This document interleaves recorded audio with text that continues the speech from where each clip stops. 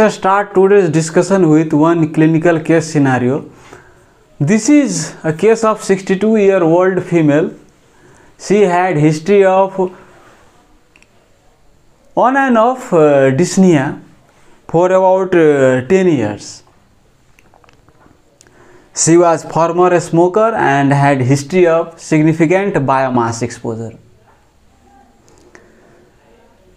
This time she presented to our emergency department with the complaint of fever, shortness of breath and productive cough for 5 days. On initial assessment, she was in respiratory distress. She had pan-digital clogging and she was producing copious amount of mucopurulent sputum, which was not blood stained. It was foul smelling. We sent some basic lab investigations and chest X-ray. On CBC, we found that total leukocyte count was elevated to about 18,000 with neutrophil predominance, suggestive of bacterial infections. On chest X-ray, you can see the bronchiectatic changes in the right lung and left lower zone. So, suggestive of acute bacterial infective exacerbation of her bronchiectasis. She was in respiratory distress, so we admitted her in ICU department. And considering the bacterial infections, we started her on piperacillin tazobactam along with nebulization of gentamicin and nebulization of acetylcysteine for clearance of her mucus. We added DBT prophylaxis, unfractionated heparin. We added pantoprazole as stress ulcer prophylaxis. And we started our on pressure support ventilation, NIV. This is the next day chest X-ray. You can see main bronchus of right side occluded by this mucus. So there is complete collapse of the right side of lung.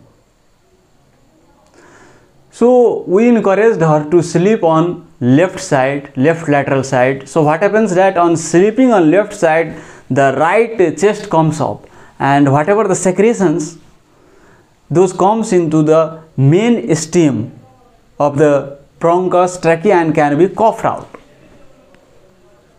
And we repeated her this chest X-ray on next day and you can see those are clearing out and the lung is expanding now. But on total leukocyte count, it has increased from 18,000 to 23,000. Suggestive of that there might be some bacteria that is not responding to piperacillin tazobactam. So we changed that antibiotic to imipenem silastine. And rest continued the same measures and this is the repeat chest X-ray next day. And this is the repeat chest X-ray next day. And now her total leukocyte count was in decreasing trend after starting imipenem silastine. So we did now bronchoscopy and cleared those mucus from right side, bronchus, bronchioles. And this is the chest X-ray after bronchoscopy. One day after bronchoscopy, she felt a lot symptomatically better. Her sputum production decreased, her work of breathing decreased, her oxygen requirement decreased, and then we are able to shift to ward. So this is a case of acute infective exacerbation of bronchiectasis. Those infective exacerbations can be either due to bacteria, either tubercular bacteria, non-tubercular mycobacterium, or any virus or any fungal infections, aspergillus or other infections. So what is bronchiectasis? This is a fancy medical term for saying dilated bronchus and bronchioles. Ectasis means dilation, and you know what is bronchi. Bronchi means this is the main bronchus and this is further divided into further branches, and these ultimately terminates into alveoli, air sacs. So if there is irreversible and permanent dilation of these bronchus, bronchioles, we call it bronchiectasis. So why does this irreversible and permanent dilation occurs of these bronchus and these bronchioles? Why does this dilation occurs? There must be some cause.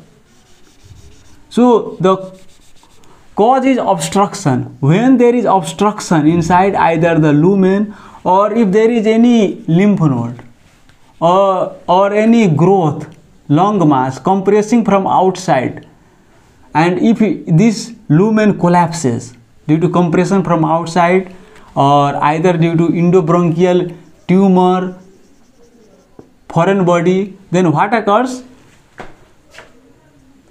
Any infections, bacterial infections cannot be cleared out, because